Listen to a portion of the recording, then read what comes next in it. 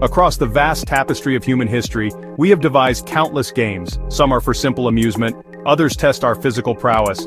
But one game, more than any other, stands as a perfect, miniature reflection of our most complex and terrible endeavor: war. This is the game of chess. On its checkered field of 64 squares, two minds meet in a silent, profound conflict. It is a world of strategy, of sacrifice, of foresight. Here, in this controlled environment, we can observe the very essence of strategy, a dance of intellect. It has captivated kings, commanders, and commoners for centuries.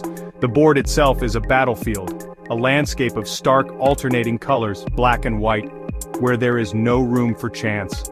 Every piece has its purpose, each has a unique way of moving, each has strengths and weaknesses. The story of chess begins not in the castles of medieval Europe but in the vibrant lands of ancient India. It was here, around the 6th century, that a game called Chaturanga first emerged. The name Chaturanga from Sanskrit means 4 divisions. It represented the 4 arms of the Indian army: infantry, cavalry, elephants, chariots. It was a game designed to teach strategy and tactics to princes and nobles.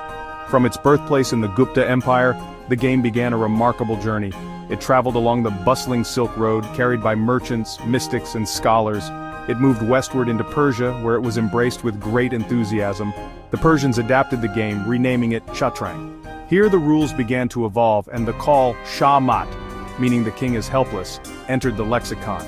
From that phrase we derive check and checkmate. Through Moorish Spain, chess entered Europe around the 10th century. Once in Europe, the game underwent a final dramatic transformation. Pieces were adapted to reflect a medieval feudal court. Chariots became castles or rooks. The Persian vizier became the queen. The elephant's leap became the bishop's diagonal sweep. At the heart of it all stands the king. In war, the king is the sovereign, the embodiment of the nation. His survival is paramount. The king is strangely weak, able to move only 1 square at a time, yet the entire game revolves around his safety. If the king is trapped, if he is in checkmate, the game is over. Beside him stands his most formidable protector, the queen.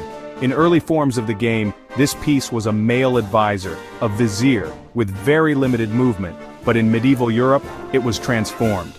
The chess queen became the most powerful piece on the board, able to move any number of squares in any direction. She is the ultimate offensive weapon. The flanks of the royal couple are protected by the bishops. In the medieval world, the church held enormous power and influence. Bishops were not just spiritual leaders, they were often wealthy landowners and trusted advisors to the king. The bishops moved diagonally, sweeping across the long, open lines of the board. They work in pairs, one controlling the light squares, the other